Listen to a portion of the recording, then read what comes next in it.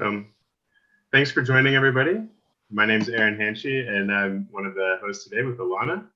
And today I'd like to introduce our speaker, Professor Heather Jamieson. She's a professor of environmental studies and geological science and engineering at Queen's University in Kingston, Canada. Heather is an expert in environmental geochemistry, particularly the mineralogical controls on the mobility and the bioaccessibility of metals and metalloids in mine waste. Specifically, she has pioneered the application of automated mineralogy and synchrotron-based X-ray experiments to metal speciation in mine tailings, soils, and sediments. Dr. Jamieson was awarded the 2017 Peacock Medal from the Mineralogical Association of Canada for her outstanding contributions to mineral sciences. And in 2019, she was awarded the Rick Hudson Memorial Award for mentorship from Women in Mining for her role as a mentor to students and collaborators around the world. Much of Heather's fieldwork is in the Canadian North, which she'll be talking about today, but she has also conducted research in Nova Scotia, Chile, Peru, the United States, Spain, and Australia. So without further ado, I'd like to give the floor to Professor Heather Jamieson to tell us about the Yellowknife deposit in Canada. Thanks, Aaron. I'm really honored to be part of what seems like an excellent series. And I particularly want to thank Neil Fernandez for inviting me. So I think this talk's going to be a little different from some of the ones that you've had. It's based on environmental geochemistry of mine waste, and particularly a case study of a remarkable former gold producer, the giant mine near Yellowknife in the Northwest Territories. And in my title slide, I particularly chose an archival photo because I want to emphasize that most of the issues that we're exploring now and that I'll talk about in this presentation stem from the early days of production at this mine. Giant mines located on the shores of Great Slave Lake. As shown here, I've indicated some of the other sites that my students and I have been working on in the Northwest Territories. Some are operating mines, some are advanced exploration projects, or what I call wannabe mines, and some are legacy sites. We look at all of those, and they've all been interesting. We've learned a lot, but somehow I keep coming back to giant. Somehow I keep developing more graduate theses. There's more interesting research questions. And I'm going to talk a little bit about why that interest has persisted for actually over 20 years. First, some background information on giant mine. So it operated for pretty well the last half of the 20th century, produced 7.1 million ounces of gold. The average grade was 0.45 ounces per ton. It's one of two of the large deposits in the Lake Archean-aged Yellowknife Greenstone Belt. The other is the Con mine, which was also a very long-lived mine, and a smaller one, the Discovery mine. Most of the gold ore at Giant was what's considered refractory. So it was hosted in arsenopyrite. That's going to be quite important here. It meant that the ore was roasted, and they used roasting for the life of the mine. The property is now owned by the federal government of Canada. It's undergoing very slowly remediation, and those remediation costs are estimated at more than $1 billion Canadian. So in American dollars, that would be somewhere between 700 or 800 million. On the book of the right, there's a Geological Association of Canada publication that I recommend if you're interested in the geology of these ore deposits in the Yellowstone Greenstone Belt. That's a 2006 publication, and there's also a more recent paper that I've indicated below. So why is Giant Mine remarkable? And why is it, at least in Canada, receiving a lot of public attention? The remediation's taking a very long time, and it's costing Canadian taxpayers what seems to be a very large amount. Well, one reason is simply that it's a large and long-lived mine. And during the early years, there were relatively few emission controls here or elsewhere. Another important thing I'll keep coming back to is the fact that the ore roasting produced as one of its waste products arsenic trioxide. And arsenic trioxide, which is rarely found naturally and not in the kind of environments that we see around Yellowknife, arsenic trioxide is the most soluble, the most toxic, and the most bioaccessible form of solid arsenic. So it's really problematic. Another important consideration that is central to the remediation that's ongoing now is that the arsenic trioxide was stored underground at Giant. Many other mines, including the Con mine across town, sold their arsenic trioxide when there was a market, but Giant never did that. So they still have 270 some thousand tons. The other thing that is quite remarkable about the story to me is that it's this expensive, this very complicated remediation, but there isn't any acid drainage at Giant. So for people in my field, acid drainage is commonly and deservedly considered to be the most important environmental problem that metal mines face. It turns out that it's not an issue at Giant. It's not a particularly high sulfide deposit, and there's enough carbonate in the host material. It's an iron-rich dolomite. There's enough to neutralize any acid that might be produced by oxidation of the sulfides. So it's not an ARD or a acid drainage problem. So that's interesting too. There's another thing about Giant that really fascinates me and makes it remarkable. This is a 1937 air photo mosaic of the area. So at that time, gold exploration was underway. In fact, the Con mine would open in a few years after that.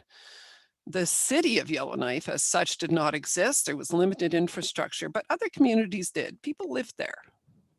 And the area around the mine, which I'm going to point out is in the upper part here, this is where the Giant mine is now located. That was used for fishing, trapping, berry picking. And there was a village called Detta, still exists, that's kind of obscured by clouds, but that was the largest community in the area at the time. Here's an updated view of the Yellowknife area. So there's the Giant mine up here at the top of this Yellowknife Bay, which is part of Great Slave Lake.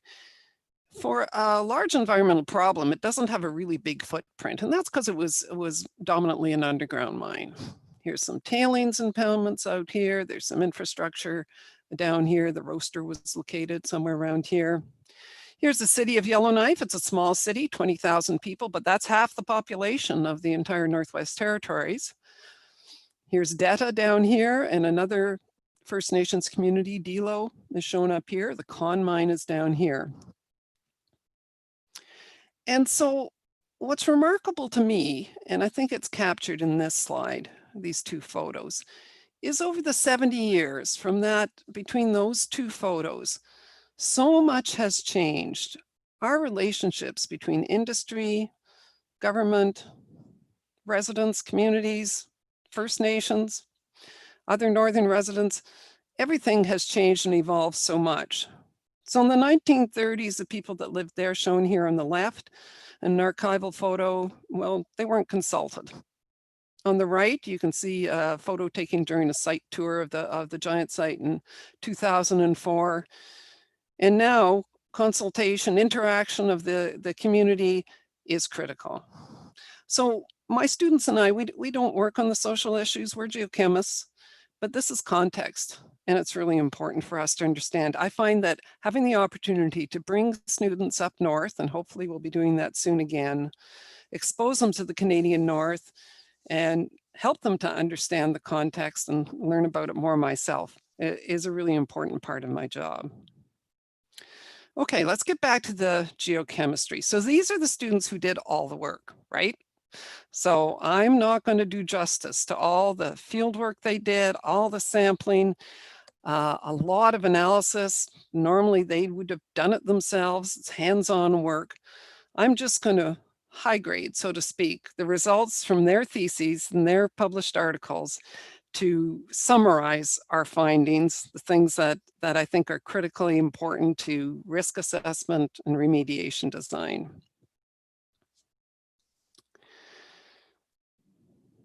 Okay, some background on arsenic geochemistry just before we start. So by environmental mobility, I'm referring to how easily an element, arsenic in this case, might move in the near surface environment. And fundamentally, from the environmental point of view, it's always better if you can maintain the potentially toxic element in a solid form, right? As soon as it gets into the water, it's more mobile and it's more bioavailable, more problematic. So you need to understand the solid forms, you need to understand mineralogy. And the environmental mobility and the stability of those solid forms depends on both pH and redox conditions. There's lots of arsenic minerals, and other minerals would have adsorbed or in co-precipitated arsenic. Fundamentally, it's important to realize that arsenic-bearing sulfides, such as arsenopyrite, pyrite, realgar, that's an arsenic sulfide, are stable in pH neutral, oxygen-poor environments. So mining, crushing, exposing sulfides can lead to instability. Arsenic-bearing oxides, and you'll hear about quite a few, conversely, they're more stable in pH neutral oxidized environments. And we're not going to worry about low pHs because we don't actually have them in this environment. Now, arsenic is known to be toxic and carcinogenic. It depends on the concentration, it depends on the chemical form, whether it's in water or as a solid. It depends on exposure, of course. It depends on the bioreceptor, just means whether it's a human or a fish or something else. I get a little impatient with people who talk about toxic tailings or toxic materials without really specifying the details, because it's important. We know quite a lot about arsenic toxicity, so that helps. And it's well regulated in modern mining environments.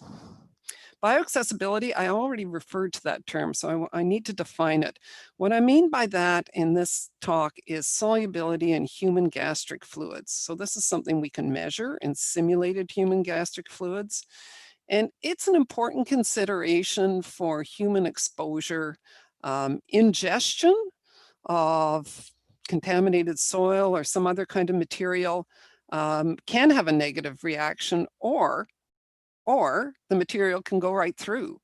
And so understanding the solubility in the body fluids, and I'm just going to talk about the gastric side of things, is important. And it varies with a number of things, but it does vary with arsenic mineralogy. And since that's what we're working on, that's quite important to us. Okay, I already mentioned that most of the gold ore at Giant was refractory. It's included microscopically within arsenopyrite. They roasted it 500 degrees C prior to cyanidation. So it's a pre-oxidation step.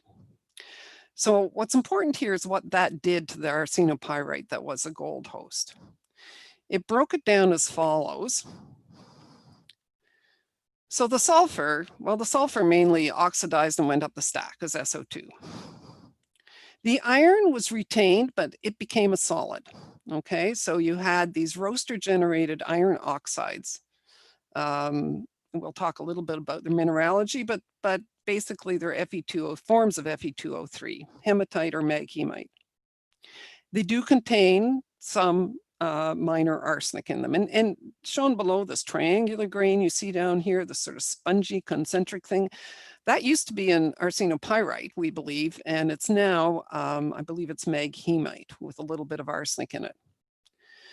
So other than the arsenic that's retained in these iron oxides, the rest was converted to arsenic trioxide, As2O3. In the early years in particular, a lot of that arsenic trioxide went up the stack. But later on, it was collected and stored underground. What you see in the archival photo over here is a view of the roaster at Giant. When it was producing the most arsenic, it was up to 7 kilograms a day. And we know that 20,000 tons in total was released to the stack. We have more than 10 times that amount stored underground. And the image at the back, I should have explained, is a photomicrograph of calcine, or the roaster waste. So it has these former arsenopyrites, now iron oxide. This one has a little sulfide core left. And this is from the roaster on its last day of operation. I got a phone call from the mill superintendent. I'd been up there doing field work, and then he called me after I got back to Kingston, and he said, we're closing the roaster down. Do you want a sample? So this is an end of the pipe sample. Okay, so what I'm going to do in the next few slides, and the main part of the talk, is go through 10 things that we learned. And these are things that we learned through our research. As I said, the students did most of the work, and they are things that were not known before, right? And I'm not going to do justice to how these research findings developed in terms of the analytical tools. I really just don't have time for that today. But I am going to try to say for everyone why it's important. Okay, so 1 and 2 have to do with the tailings, right? We determined that approximately 50% of the arsenic is hosted in these roaster-generated iron oxides rather than in arsenopyrite. So over at the right-hand side of the slide, you can see this is a result of automated mineralogy work done by Alex Bailey. And she looked at, I think it's 22 tailings samples. And she presents her results in terms of both particle abundance, and then she's calculated the arsenic distribution. And you can see that the dominant phases are these roaster iron oxides shown in the light orange, and arsenopyrite shown in the bright green. There's some other phases, arsenic bearing phases, and I'm going to get back to those in a later slide. So that's important. Why is that important? Well, if you're going to design a cover, and these tailings need to be covered, these tailings impoundments, you need to ensure that both the oxide hosted and the sulfide hosted arsenic stay stable, right? Number 2, and this actually was done previously. This was a main part of Steve Walker's PhD thesis. He looked and characterized these roaster oxides in a lot of detail. And one of the important conclusions I wanted to bring forward is he determined that the arsenic in the roaster oxides, which varies from, in his data, and he looked at hundreds of particles from 0.5 to 7%, it's stable in the exposed tailings and the impoundments. There are some tailings that are exposed on the shoreline from very early deposition, and there's some tailings mainly from those deposits that have washed into the shallow lake. And he came to the conclusion that the arsenic was stable in these. And the way he did it is that he compared across a wide range of samples. I've just shown 2 examples here. The roaster oxides in older, these are the older ones on the right-hand photomicrograph, and our calcine from that last day the roaster operated. And it turns out that there's a difference in the arsenic composition here, but overall, there is no relationship between the arsenic concentration and the age, right? But more importantly, he looked at the arsenic speciation in terms of the arsenic valence, which he could do using synchrotron methods. And he measured the relative proportions of arsenic in the -1, which is the nominal valence you would find in arsenopyrite or pyrite. Also arsenic 3 and arsenic 5. And he found that there was very little variation. And that's telling us that even though we're still not exactly sure how this arsenic is incorporated in these roaster oxides, we do have a hypothesis, it doesn't seem to be leaching out. It seems to be stable on the exposed tailings and land and in the shallow sediments. So those are oxygenated environments. Okay, number 3. This also has to do with tailings, although this study was part of Alex Bailey's thesis, done quite a bit more recently. And this research was done in response to a request from the federal government agency, CERNOC, that manages the site, and the community of Dilo. people in Dilo were concerned because in the spring, particularly, dust from the tailings across the bay would occasionally blow into the community. And you can see that in this news photo. You can just barely see the cloud of dust coming in towards Dilo. And that usually happened in May. There's still some ice on the lake. And they would spray a sealant on the tailings, but in the few days before the trucks could get on the wet tailings and spray the sealant, they would blow across the community. This is a windrows diagram. The prevailing wind is from the east to the west, but you can actually see, and that's where the May winds come from the north, that those include some pretty high speed winds. So what the community was particularly concerned about was whether this dust had any arsenic trioxide, because they knew perfectly well this was the most toxic and bioaccessible form. So we had the tools to look at that, and the conclusion Alex came to was good news. In fact, arsenic trioxide is not present in the windblown tailings. So that was a good thing. We still need to cover those tailings, but for now, at least it seems arsenic trioxide is not a risk. These are a couple of images. These are scanning electron microscope images, backscatter electron images from Alex's thesis. Here's one of those roaster generated oxides in A, and in C there you see an arsenopyrite, but this arsenopyrite is largely oxidized to calcium iron arsenate. We don't know the mineral. It might be something like euconite, and we know that one has some bioaccessibility, sort of moderate bioaccessibility, so that's a little bit of a concern. It's rare, but it is there. Okay, number 4.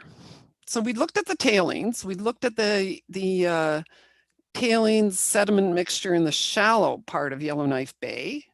So then we started to look at the tailings in the deeper part of the bay. And this is Claudio Andrade's thesis. And I'm really not doing justice to a lot of the complicated results he got. But what we found out, which is really important and is something we're still investigating, as is Environment Canada and other people, are that the arsenic in the buried mine waste and the sediments, so now we're talking about sediments, not just tailings, it's not stable. That's what my colleague at Environment Canada calls it, a leaky reservoir. Right. So how did we figure that out? Well, Claudio took tailings cores and measured pore waters in sediments at several sites. He did it in the summer and the winter. I've shown a picture from the winter sampling. The divers have cut out a slot here, and they're going down to install. Here's Claudio's got some of his instruments. He's going to get the diver to put down in the sediment. What I've shown on the right is a sediment core. So this is solid data. And this is concentration of arsenic, which is shown in the solid black line with the black squares, and some other metals identified below. And these metals are all present at a relatively low amount, but they are present in the ore at Giant.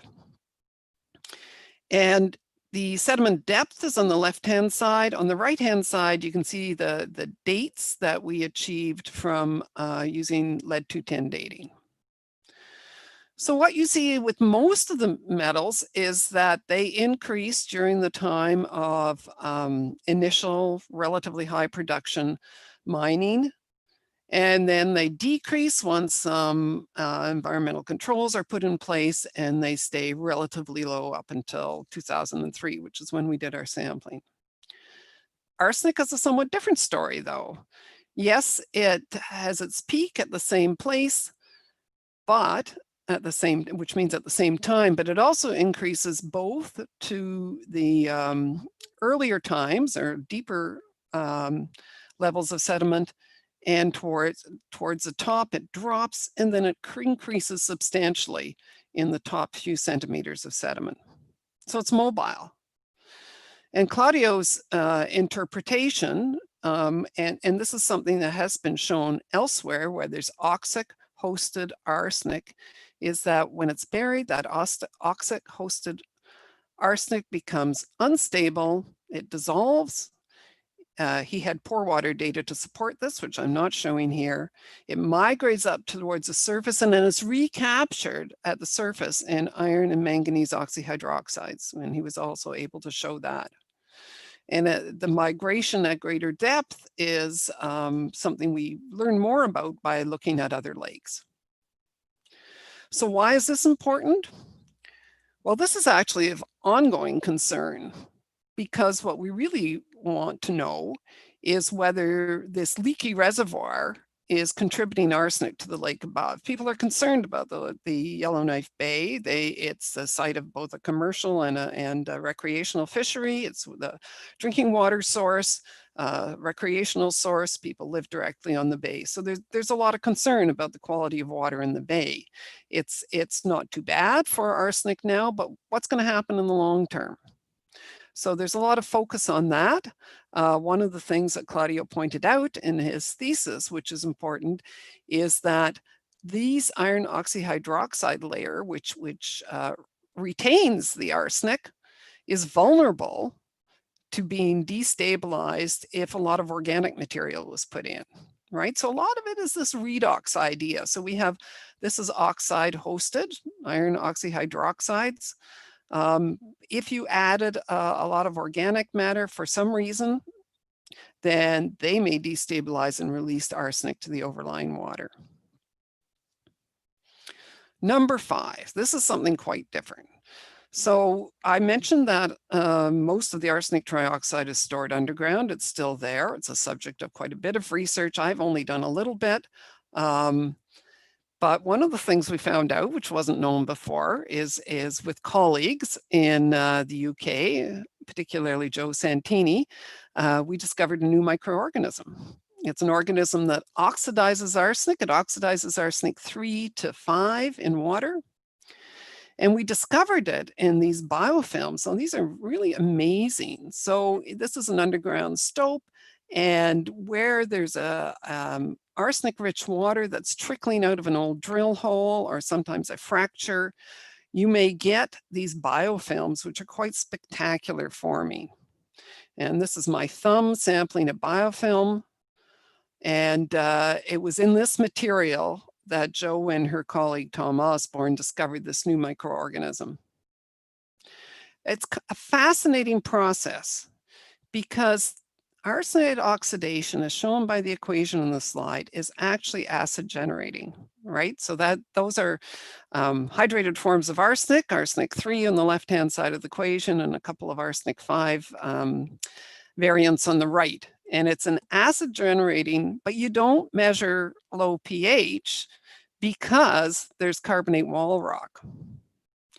In other places underground, you can see these biofilms forming on the bulkheads, which are the doors essentially to the chambers where the arsenic trioxide is stored. So there's very arsenic-rich water that's trickling around there. That's the kind of environment where these extremophiles are thriving, and they're actually neutralizing the water by dissolving a little bit of the concrete. So it's important to understand that. It's also possible that this organism might be useful in water treatment, because water treatment for arsenic usually involves oxidation as a first step. Now, I wanted to include a picture of my colleague Kirk Nordstrom. Some of you may have heard of him. He's a very well-known geochemist from the US, formerly from the US Geological Survey. And he came underground with me at Giant some years ago, and there he is carefully collecting water samples. We found some very, very arsenic-rich water, but others had found equally high arsenic water. So that doesn't count as one of our 10 things. Okay, 6 and 7. So I told you about what Claudio Andrade found in Yellowknife Bay. So some years later, with support from the government of Northwest Territories, mainly through Mike Palmer, we started to look at lakes in the region. There's lots of little lakes in that area, and we collected sediment cores, and in some cases, corresponding pore waters. And what we found, somewhat to our surprise, is arsenic trioxide itself. So in this case, these are lakes that haven't received any mine waste. There's no tailings or waste rock dumped in them. But what they did receive were the aerial deposition, from the stack emissions, which was dominantly, we think, in the early years. Arsenic trioxide, according to the textbook, is highly soluble. So we were quite surprised to find it actually in the sediments. And we found it at depths that correspond to the early years of mine operations. So that made a lot of sense. Now, number 7, I've pointed out that this was Chris Shu's work, and that's a picture of Chris in the upper right, collecting the core out in one of the lakes and then extruding the core under nitrogen to make sure that none of the sensitive phases oxidize. And Chris created this diagram in the lower right that shows many processes. I'm not going to go through it in detail, but many processes that are happening as the arsenic hydroxide from roaster emission enters the system of these lakes, becomes buried, interacts with other materials and with changes in redox. And what Chris discovered is that some of the buried arsenic trioxide is converted to sulfide, to realgar in particular, and incorporated in framboidal pyrite. And this is a good news story because these phases are less bioaccessible, and importantly, they should be stable in this environment of the buried sediments. So that kind of conversion is very important. Overall, why are the regional lakes important? Well, they're important to people who live up there. They're used recreationally. They're highly valued. And previously, it had been shown that the variation of arsenic concentrations in the water in the lake, right? So we're focusing on the sediments, but the previous work had shown that the arsenic in the water was such that, yes, you could see the influence of the roaster emissions. Now we were able to actually prove by the presence of arsenic trioxide that that was the origin. What it would be good to know, and as Chris explained in his paper, it's difficult to quantify is whether the sediments are a sink or a source of arsenic to the overlying water. They probably act as both in different places. Okay, 8 and 9. So 8 and 9 have to do with the soils in the region. So again, this is regional work. Supported in part by the government of the Northwest Territories. So regional is beyond, well, number 9 is beyond the property, but we actually started by looking at the lease itself, which is fairly large.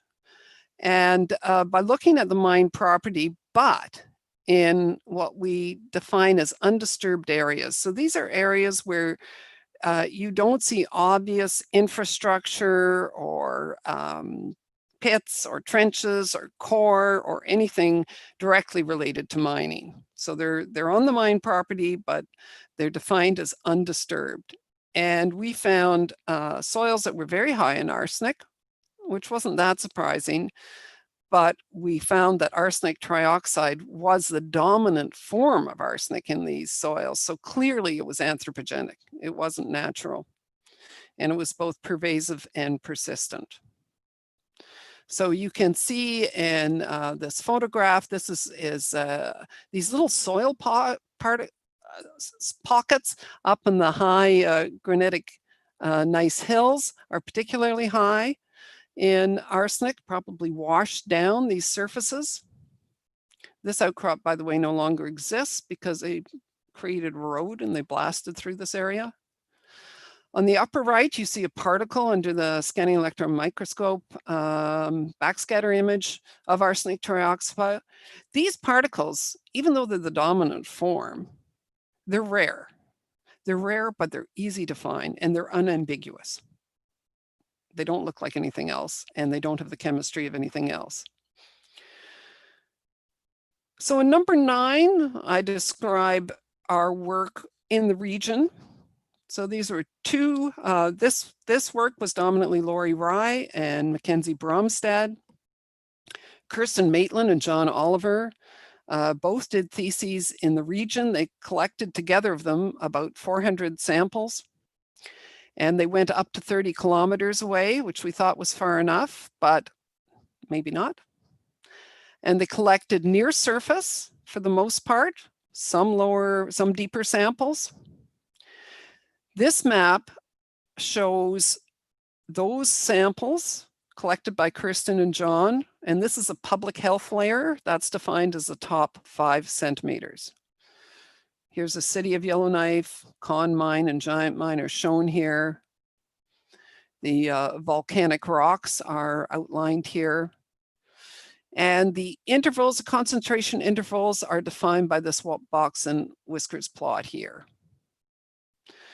So the concentrations are high, close and just west of the mine, probably related to the prevailing wind direction from the east to the west, and they fall off rapidly with distance. Now, of the 400 samples, we analyzed 82 in detail using mineralogical tools, and that's shown in this figure.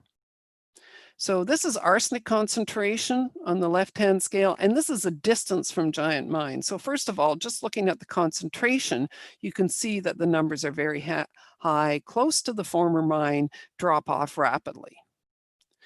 But what we've shown here is in orange, the samples that had arsenic trioxide present, and in black, the ones that we examined but did not have arsenic trioxide. So you can see even up to 30 kilometers away, we can detect the presence of arsenic trioxide, although the total arsenic is relatively low. So why is all this work on the soils important? Well, in terms of the soils on the property, and there has been quite a bit more sampling and analysis beyond our work since Laurie and Mackenzie did that work. That's obviously critical to remediation for the property and what decisions are made there. I think there was a fairly persistent understanding that a lot of the arsenic close to mineralization was high because it was naturally high. But once you detect the arsenic trioxide, it becomes clear that there's a major anthropogenic component. As far as the arsenic trioxide and the arsenic off-lease, this is a much more complicated problem for decision makers to decide, but clearly public information risk assessment needs to be done. And number 10, the last thing. So this is very new. This figure is taken from a paper that is led by Mike Palmer and is currently in review. So what we were trying to do in this paper was come up with a value for the natural geochemical background for the Yellowknife area, or for the Slave Province if we couldn't do the Yellowknife area.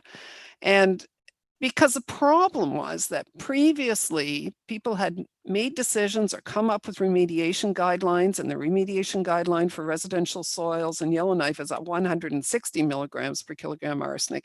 They'd done that based on soil samples taken within 20 kilometers or so of the city, of the former mines. And now we know you can't use those.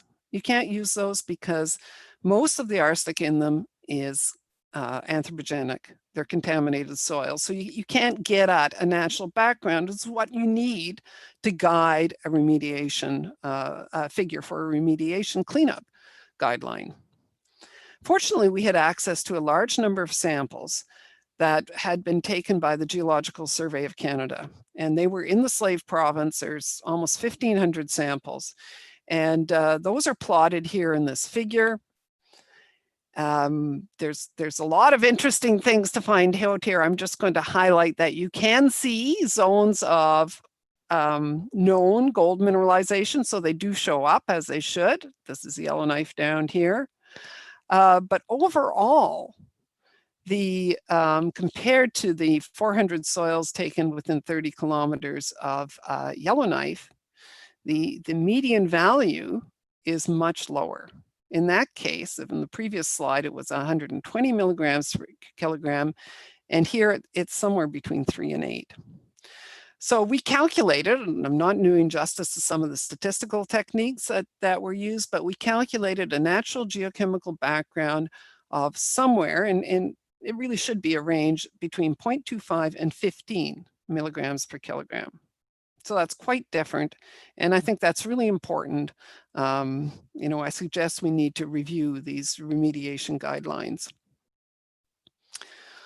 Okay, so in summary, I've tried to put down some things that beyond our particular findings are lessons learned and that could be transferable to other sites.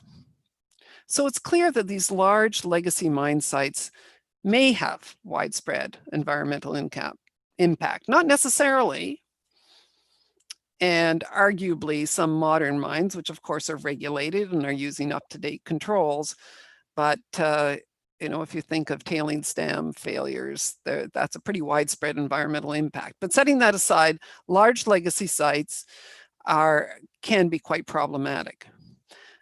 But one of the things that we really like to stress is that these contaminated areas may not look contaminated. You see two photos on the right.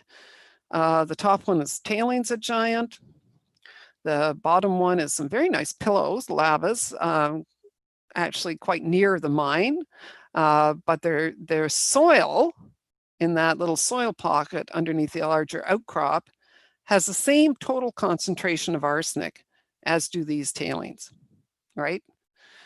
The tailings, well, they look like an industrial waste site, right? Nobody's going to have a picnic there. The problem is that there are publicly accessible areas around Yellowknife that are high in not just arsenic, but the most toxic and bioaccessible form of arsenic, and we can't tell to look at them. So communication is obviously really important. One of the other things that we learned early on is that understanding the mining and the processing history is important. It's whenever we start at a new site, we just try to get as much information as possible about how the processing changed over the years, how they handled their waste. And usually there's documentation about this. And finally, we think this research is important in contributing to risk assessment and remediation design.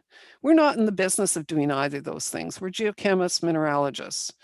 But we do have, as university researchers, we have access to very good equipment. We have access to students. We believe that our research can be very important for those who work in these areas and who make the fundamental decisions. So aside from all the students that I listed earlier, I particularly want to acknowledge my non-student colleagues, Mike Palmer, currently at Aurora College, Hendrik Falk at the Northwest Territories Geological Survey, John Chatelain from Environment Canada, Will Lyons from the Yellowknife Dene First Nations. And I've indicated some funding sources here, and I'm going to end with a long and probably difficult to read list of references. I thought this might be useful for later consultation if you're interested. So thank you. Thank you so much, Heather, for this really comprehensive history of the mining operations at the Giant gold mine and how that's played out in terms of the sort of the environmental impact over the years. I know for me it was a good review on arsenic geochemistry and the speciation, but also a good reminder of the sort of long-term effects of these giant deposits that we talk about mining all the time. So, Heather, we already have questions coming in from the audience, which is good, right? But I will ask Chuck. Okay, so we'll just ask his questions for him. Chuck's first question is, he asks, why would adding organic matter to the upper lake bed sediments destabilize the arsenic trioxide? Why wouldn't it lead to reduction? Yeah, that's a very good question. And in fact, it would lead to reduction, but reduction of the oxide hosted arsenic. So in the very upper layers, Claudio determined that the arsenic is mainly hosted by, the kind of microcrystalline or almost non-crystalline amorphous iron oxides that form in sediments, and they're only stable in an oxidized environment. So you're right, adding the organic material would reduce the lower the redox level such that they be destabilized, dissolve, and release their arsenic to the water. Okay, so they wouldn't precipitate directly as a new. Well, what are they going to, unless they have sulfur there? So what could they, that, that's a good point. What could they precipitate as? I mean, Chris showed that in the buried sediments, and Martin observed this too. In buried sediments, you see the formation of realgar, and you also see framboidal pyrite that has a little bit of arsenic in it. But in that environment, we have some reduced sulfur. So if you had some reduced sulfur, yeah, it could incorporate the arsenic. Okay, no, thanks. That's a good answer. When just to follow up on this, when arsenic is mobilized into water, when it's dissolved, what is its redox state normally? Yeah, I didn't really get into that, and that's a whole interesting state. In the mine waste environment, normally we see inorganic forms of arsenic. There are some interesting organic complexes, but we don't see those too often. In the inorganic, they're dominantly hydrolyzed arsenic 3 and arsenic 5, and the relative proportions depend on the prevailing redox conditions. So if you are near the lake surface or in a well oxygenated stream, then you probably get dominantly arsenic 5. And if you're in a maybe at the bottom of a lake or in a groundwater, you might get more arsenic 3, the inorganic forms. And arsenic 3 is, certainly as far as humans are concerned, is considered to be more toxic. It also doesn't absorb as well because the hydrolyzed complexes are uncharged, which actually was in that equation, the one equation that I included. But whether it's 3 or 5 depends on the prevailing conditions. There also are some thio or sulfur-bearing complexes, which are probably fairly important. They're harder to measure, but I think in reduced environments, especially, they are probably quite important. Okay, no, thanks. I think that's important to understand when you're talking about this sort of remobilization and the pore waters. I was just wondering what form it's moving in these settings. So let's see. And then I'll go ahead and ask Chuck's second question. And he asks, well, he compliments. He says, "Wonderful work." But do you think, the question is actually about the remediation design. Do you think it should be towards the health-based standards or return to this background value that you estimate for the regional arsenic signature? Okay, so I think I understand it. The question is like, how do you make the decision of what the guidelines are going to be? It's I mean, it's I'm not the one making the decision, but I think it is very challenging. We talk, my colleagues talk more than I do to some of the people in the territorial government about these issues. And there's like, typically you don't ask people to clean up soils or sediments to more than what the natural background is. So the problem is, what is the natural background, right? And that's what we tried to address in our recent work that led by Mike Palmer. The question of how the health considerations, I think you can only consider those, and this is the way they're considered when you talk about exposure. So in environmental science, they sometimes people say no exposure, no risk, but it is true. So if you're exposed, let's think about the soils. if you were regularly hiking or in areas or working or being present recreationally in areas that have contaminated soils, how much do you actually expose? How much do you actually ingest or inhale or associate? Decisions like that often involve special consideration of children because of their lower body weight. You know, all the policies in Health Canada reference special consideration for children. Is there soil being brought home?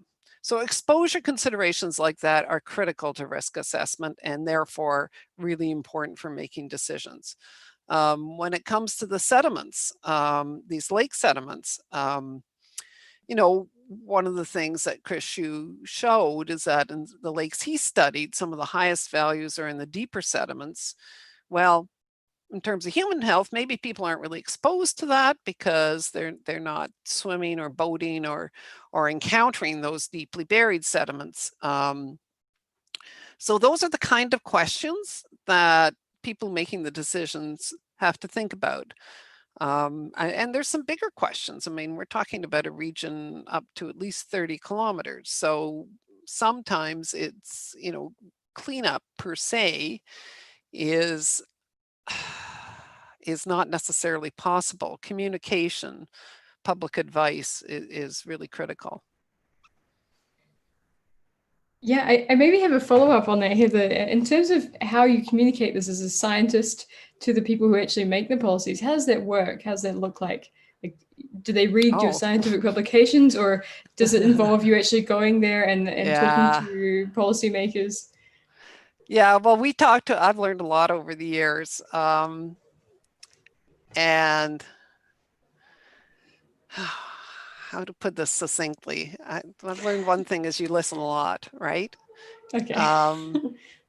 I've learned that, so for the soil study, the regional soil study, and having colleagues who are from and living in Yellowknife really helped. So we, from the very beginning, and this was part of the program, we consulted with residents. We told them what we were doing. We explained what we were after. We asked for advice. We said, you know, where should we sample? What are you interested in? We had people going out with my students, which is great. You know, people from the Dene community would go out with them. So that was really useful to get some input. We explained, you know, how we made our decisions about taking samples. The findings are, we released our initial findings through a publicly available, not in a scientific article, but a publicly available open file, and through the program that we're funded by with the territorial government, we, you know, release synopses. We have lots of workshops up there. But I think, you know, communication goes both ways. I think framing the questions from the very beginning, understanding the environment. You really need to talk to people who live there. You know, I may spend a lot of time in Yellowknife, but I'm not a Yellowknifer, and that's something that's clear. Yeah. So then communication to the people who make decisions in the government is, you know, we do those on workshops and meetings. It is a challenge. It's a real challenge. And I normally, as I was saying to you earlier, I would be up in Yellowknife this time of year with a group of students, and we'd be at the conference, but we'd be also going to informal meetings. We'd be meeting people in coffee shops and have some official meetings, and just trying to facilitate communication. Okay, thanks so much, Heather. That's really interesting. That's especially at the moment with this digital shift. It's still so key to be able to get the message of science across to everyone else. So definitely. Okay, so we've got another question here. Aaron, would you like to ask that one? Sure. I'll actually follow up with, let's stay with communication for a moment, because I had a question, if you have any gauge of this, and that's, how informed do you think the local First Nations people are of the problem of arsenic in the soils? Like, For the average public, not just the government officials that you're communicating with. Oh, the YKDFN is very informed. They're very informed and they're very active. Will Lyons is their sort of leads there on that, and they're involved in decision making too. So yeah, we keep in touch with the kind of work we do. There's other people working in the area, and yeah, I would say in a nutshell, they're well informed. Okay, this is I think one of the most important things is making sure the community stakeholders are involved in the decision making, but also like aware of Yeah. the situation of this. There's something called the Giant Mine Oversight Board, which I didn't have time to go into, but you can just look that up. GMOB, as we call it. They represent different communities, and they are also very involved in keeping the lines. This has received, as I mentioned, it's been going on a long time. It's received a lot of public attention. So, yeah. Okay, no, thanks for that. I think it's it's important that we're talking about this. So, Alannah, would you like to read the next question? Yeah, sure. So we've got a question from Anne. She says, thanks very much for the interesting talk, and asks, did you or your colleagues also work on other systems / metals such as molybdenum and investigate the form and distribution of typical anthropogenic contaminations and potential remediation procedures? Okay, let me try to answer that. So at Giant, and I didn't get a chance to go into it, the other element that's quite interesting is antimony, and antimony behaves sometimes like arsenic and sometimes like not, and that was the subject of Skya Fawcett's PhD. So she did a lot of interesting work on how antimony behaves in the system at Giant. And Kat Podden, who's finishing her master's right now, is looking at both arsenic and antimony in the sediments in Yellowknife Bay. She's got lots of different cores, so it's a follow-up on Claudio's work. So at Giant, that's where we've looked, but elsewhere, we've certainly looked at other elements. I'm really interested in what they call critical elements, so tungsten, rare earth elements, cobalt. So that's sort of, other than the fact that I keep coming back to Giant, that's the main thrust of my current research program. Thanks, Heather. Maybe would you mind going back a few slides just to the soil sampling one? Soil sampling. This? Yeah, the large. Yeah, exactly. Or this? Actually, back. The more local. Okay. Yeah. I was just wondering here. You have those black values there where there was nothing detected, and some of them were still quite close. There's a couple there close to the mine. And I just wondered, like, how common do you think that is? Like, that you do end up with some samples that don't have arsenic trioxide well, in them? I mean, all I can say is it's as common as is shown here. This is the data we have so far. It's fairly laborious to do this mineralogical work, and all I'm showing here is the presence or absence of arsenic trioxide. But in fact, what the students did, this is Kirsten and John, is they did the same as what Alex Bailey did for the tailings that I showed in one of the earlier slides. They calculated the arsenic distribution in all the different phases. It's just a little hard to show that. So if it's black, but it has, like some of these, a fair amount of arsenic. I should mention, I didn't really talk about guidelines, but except in the context of the cleanup guideline of 160, but these are very high values, as close into the deposit. So if you have some of those black ones that are, hundreds of, or even tens of milligrams per kilogram arsenic, they clearly have something. They could have roaster oxides, or they could have, these are soils, so you have natural iron oxides that have some arsenic adsorbed to them. Now, Texturally, we can usually tell the difference between a roaster generated and iron oxide or natural ones, but it's quite difficult. And it's also laborious. So we can't always quantify that. We could have arsenopyrite, but in fact, arsenopyrite is quite rare. So is pyrite. It's quite rare. Occasionally, we have some iron manganese oxides.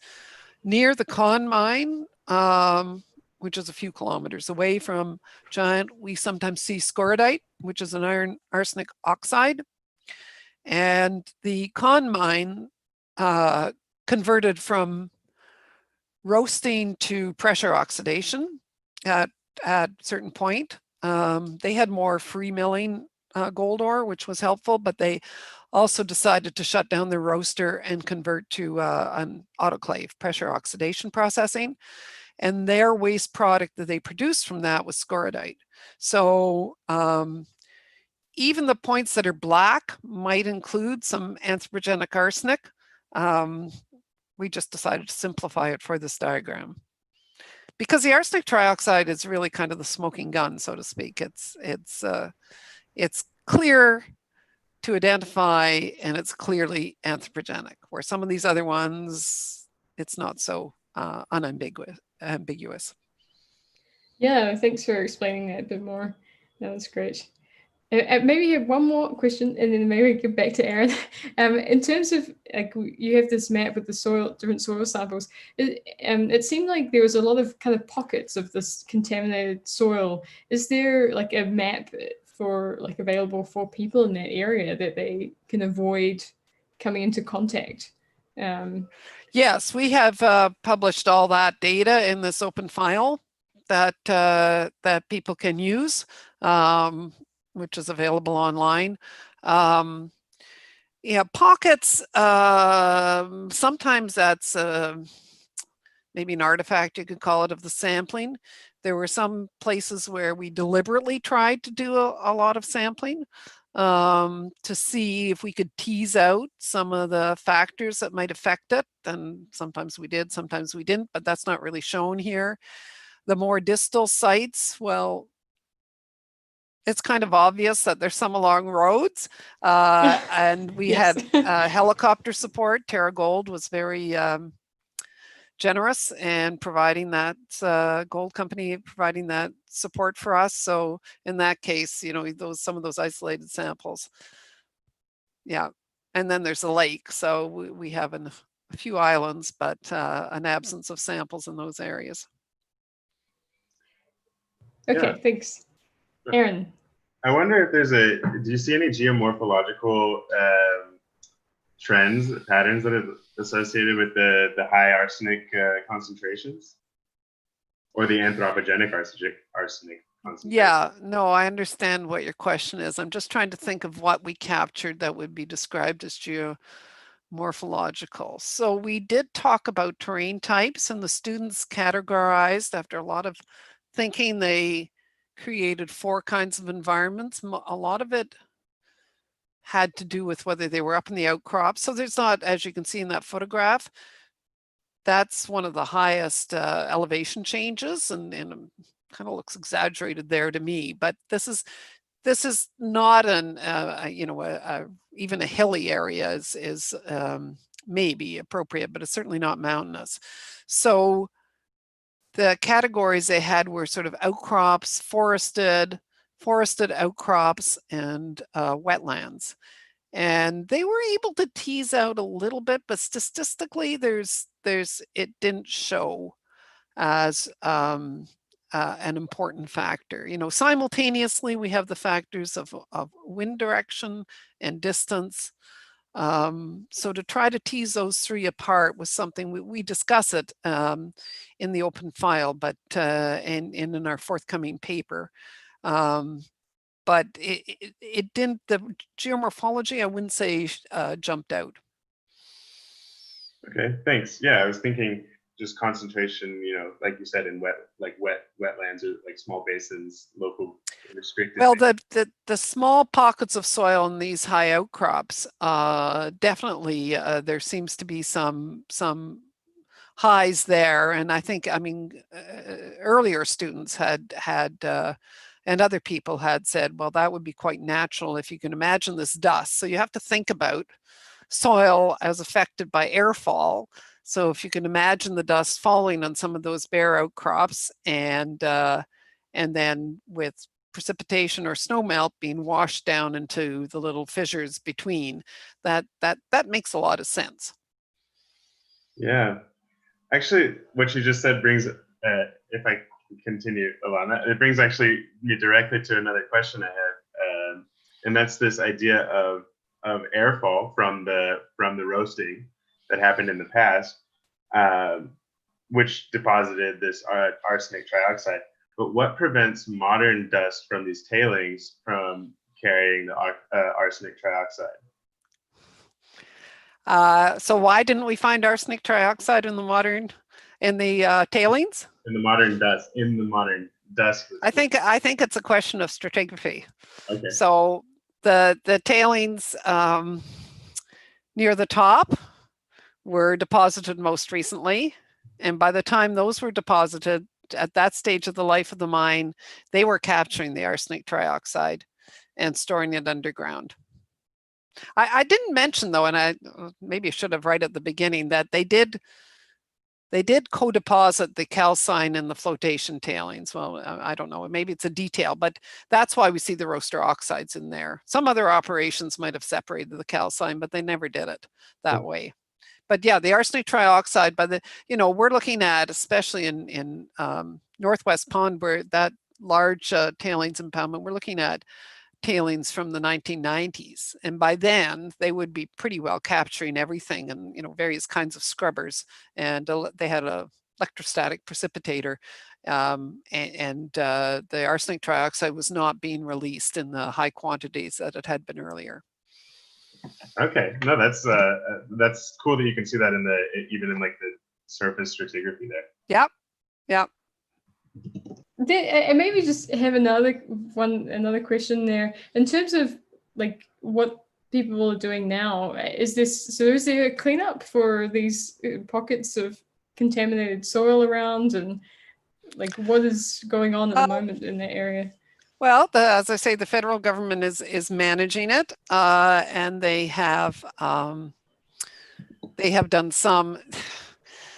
So as I understand it, because I'm not, I'm a researcher, and yeah, I'm sorry, but I don't want to speak for the federal government for CERNAC, Community Indigenous Relations, but there's lots of meetings, decisions, our plans have been presented. I've attended some of them in 2019.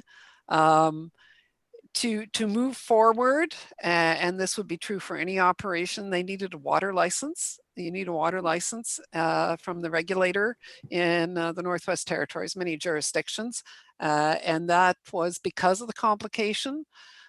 Getting to the step, they have got a water license now, but getting to that step was quite a process. So remediation, aside from consultation and decision making, getting the water license was a very important step towards actually doing the remediation. They were able to take down the roaster. One of my other former students, not listed here, was working for her company, was responsible engineer for that. And so I'm really proud of her. It was really complicated. It was not only arsenic, but mercury and asbestos and PCBs and the whole lot. So they've taken that down. They've taken down some head frames that were unstable. And they're starting in the process. Oh, hey, Heather, it's Neil over here. How you doing? Good morning. Hi, Neil. Or good afternoon. Or good day. Just sorry, I'm rereading Aisha's question or comment really.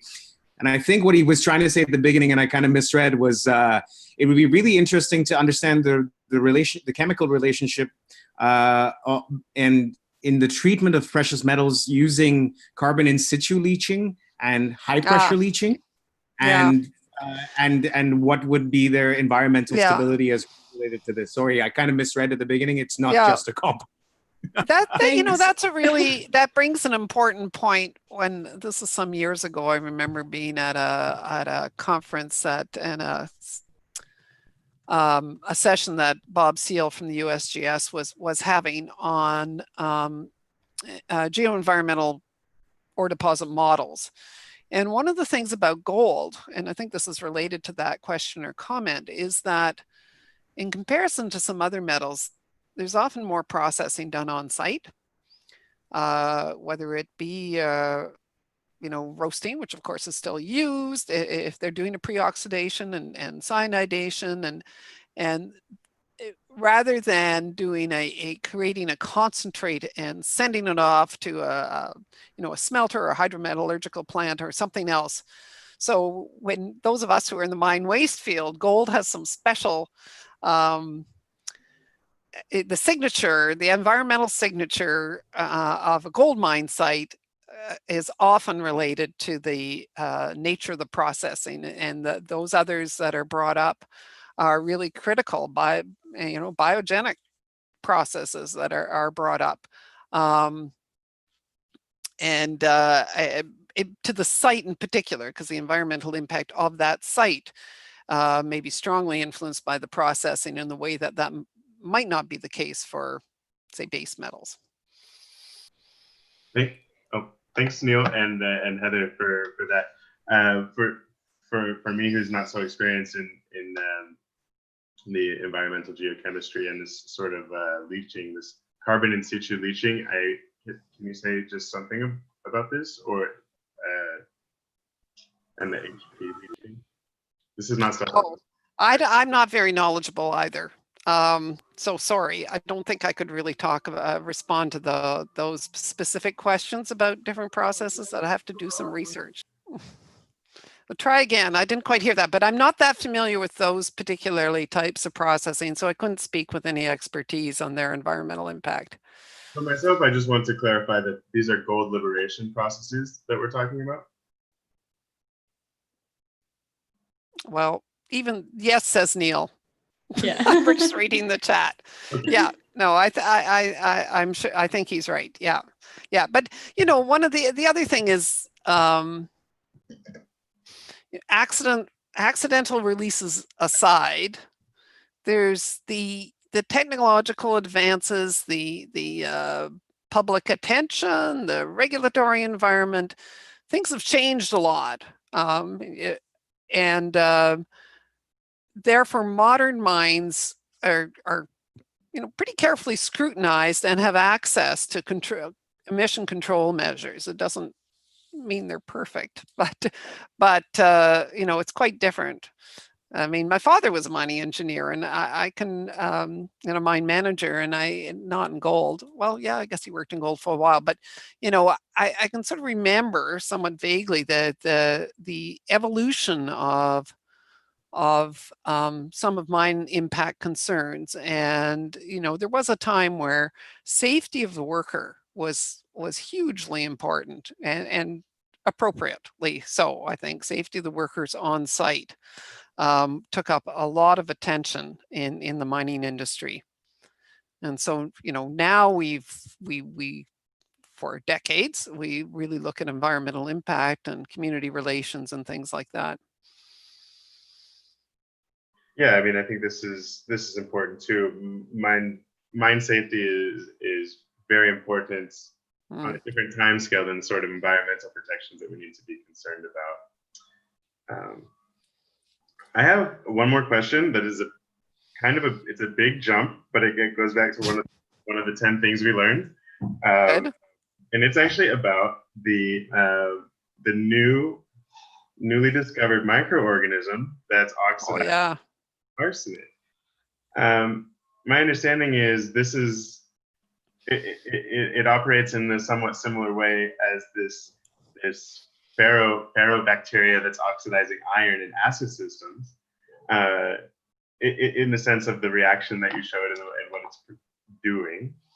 Yeah, there are a number of organisms, as I understand, that oxidize ferrous iron to ferric. Yeah.